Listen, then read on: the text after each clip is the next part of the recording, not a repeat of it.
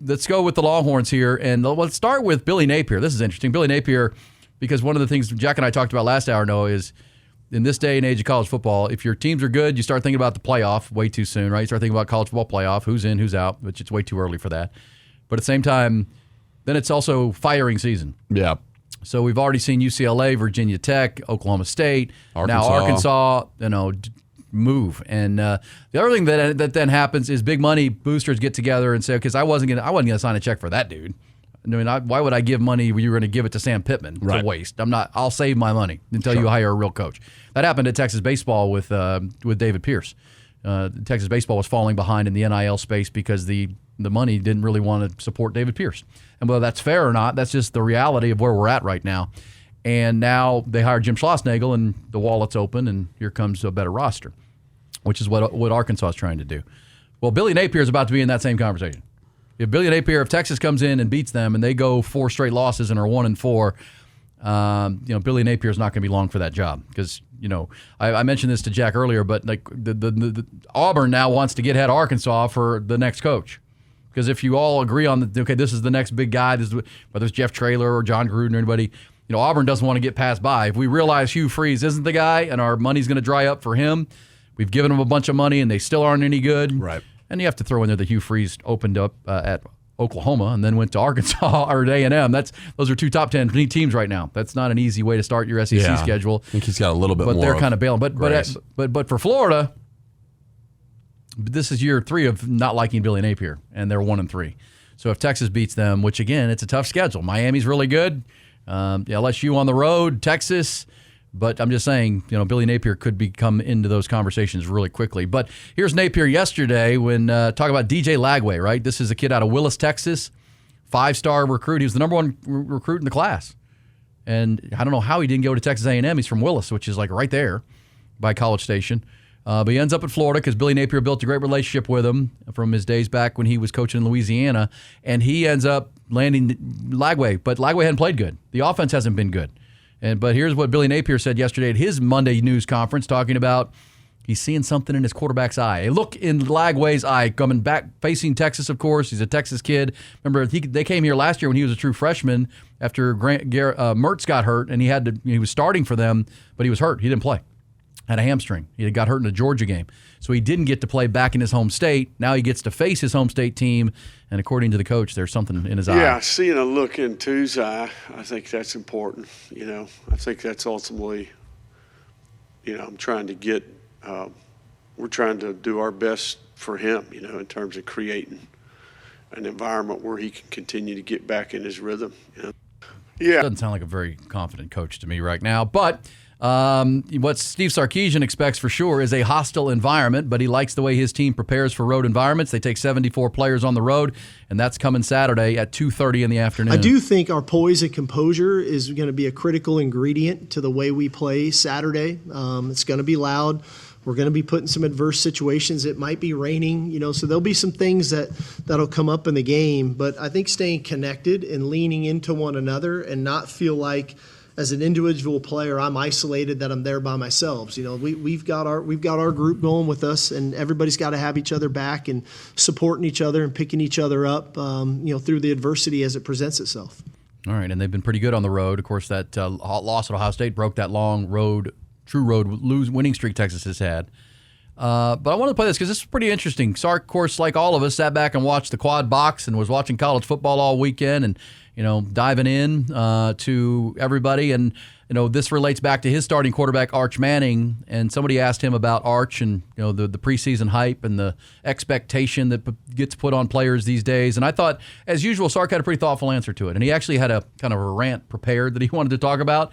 And then our man Corey Mose over at KVU24 followed up with him. But here's Sark, first of all, talking about, what he saw this weekend was maybe some of the top players pressing like his quarterback has been since the season began. I'm going to go on a little soapbox here, David, then I'm going to get back to that answer. I think one thing that came out of this weekend as well, and I'm looking around the country at the high-profile players, I don't know if any of them are living up to what everybody said they were supposed to be. But we're in this era right now of everybody's got a phone, so everybody's got Twitter. There's 9,000 podcasts going on. the coverage over college football is more and more intense than it's ever been. And so players are getting put up on these pedestals really quickly in their careers. And I felt like this weekend I could feel some guys pressing, not so different maybe than Arch was pressing early on, to where they feel like they have to live up to, whether it's whatever they're allegedly making through NIL or because this is what the media is saying I'm supposed to be or I'm not being. College football players are getting critiqued and criticized more now than they ever have in the past too. And so this is a different era that we're in. And I think that we've got to do a great job as coaches of, I don't want to say shelter, but we got to protect our guys, and because they're not pros yet. All right, and the majority of them probably will be, of the guys that I'm talking about. But we've got to do a really good job of putting them in the right mental space to where they're still enjoying playing the game of football with their college football teammates. And so, to me, that's the point to these guys, and I think that they got to play for the love of the game, because they do love the game. They need to play football and not work football. And I think that that's something we've been working on with Arch, and I'm sure there's a lot of other coaches around the country that are going through similar things in that realm. All right. So I thought really interesting. And he didn't blame. He's not saying this is awful, because you can't ask for the money and ask for the player freedoms and liberties and then complain about them, right? But he's saying we have to do a better job of understanding, because it's not too dissimilar what we see in NFL football when a quarterback gets drafted high and the expectation is through the roof because they were the number 1 pick or a top 5 pick, and Cam Ward right now, then they're not living up to expectations. But we're seeing that at the college level with 18, 19-year-old kids like DJ Lagway, right, who wasn't even supposed to start last year. They brought him in from Willis, and the plan for him to sit. Fans already want to see him, of course, because they always want to see him. The shiny new toy. But that's why they brought Graham Mertz from Wisconsin to be the starter. And then Graham Mertz blew his knee out, and they had to go to Lagway. And he went 6-1 or 7-1 last year. But either way, I hear what Sark is saying, and Drew Aller's name will be mentioned, but that's a senior. Garrett Nussmeier is struggling. When he says the best players with the expectations are maybe pressing, and that's why I say we see it at the NFL level. And this is something Arch was doing. I don't think there's any, and I think DJ Lagway is too, because they can read social media. They're on their phones. They see that the expectation, and Arch has admitted, I got in my head a little bit. The Ohio State game wasn't good. Yeah. People were piling on me. Sure. I need to get off social media and, just as Sark said, not work football, play football, and just enjoy the game. But let me give you one more from Sark, and then I want your thoughts on it, because our man Corey Mose at KVU News followed up and asked him more about that, and he's not blaming the media. He's not blaming us, because some people are going to take that and say, well, you can't pay these guys and then blame. Here's Sark being clear on what he's saying. It's up to the coaches and the players to understand the environment that they're now in. And everybody outside this room have a job to do too. And y'all are part of why college football's popularity is so much of what it is. Without y'all, it wouldn't be as popular as it is today. And so, but I think it's educating our players on how to deal with what everybody has to say about them, and focus on what they need to do behind the scenes rather than playing based on the opinions of others.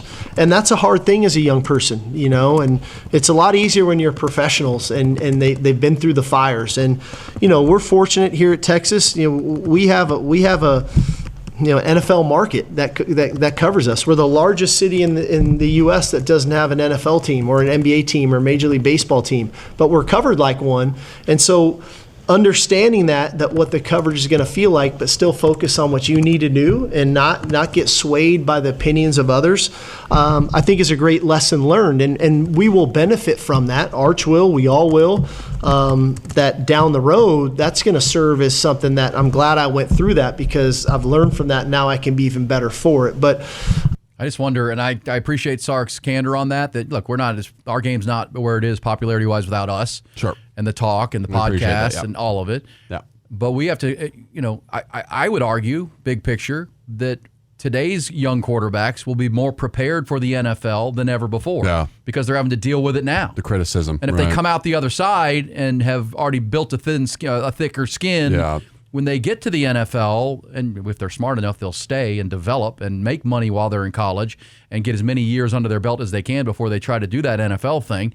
Because I already got people pushing Dante Moore to the NFL because he played well in one game at Penn State for Oregon. It's like, hey, man, Tap the brakes. The guy's a first-year starter. Give him he's going to make plenty of money from Oregon to play 3-4 years or 2-3 years at Oregon. Arch is in the same place.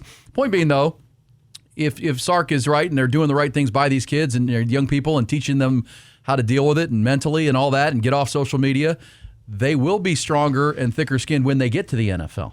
Because we're seeing, I remember one of the issues I always had with the Texas SIDs, I covered Ricky Williams and Cedric Benson and even Vince Young.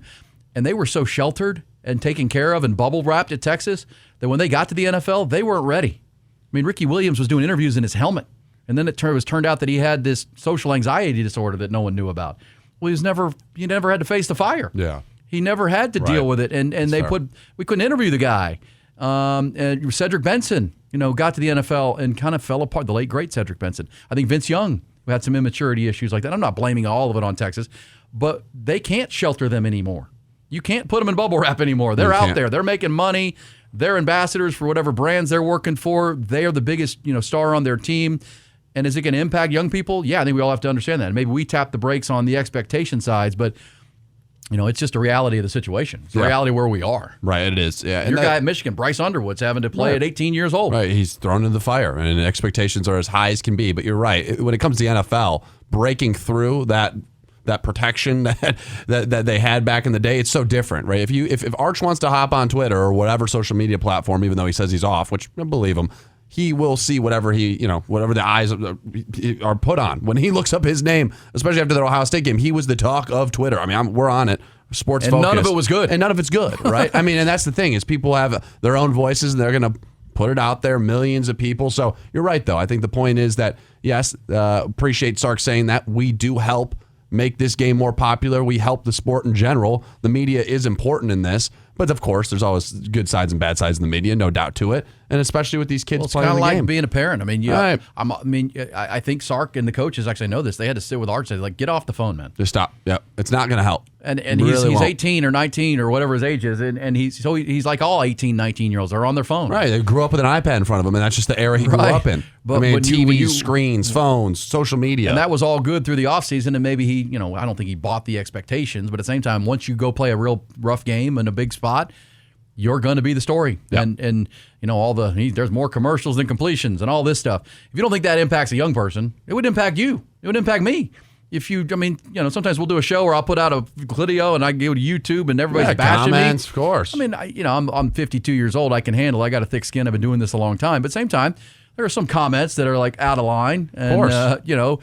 I can't imagine for one of my kids or for an 18, 19-year-old kid, but he's got to understand that. Then don't get on social media. Yeah. Stay away from it. Look away. During the season. And NFL quarterbacks and players have had to learn this. Just stay off of it. Does you no good to go listen to all the opinions because they really don't matter at the end of the day. Your performance matters.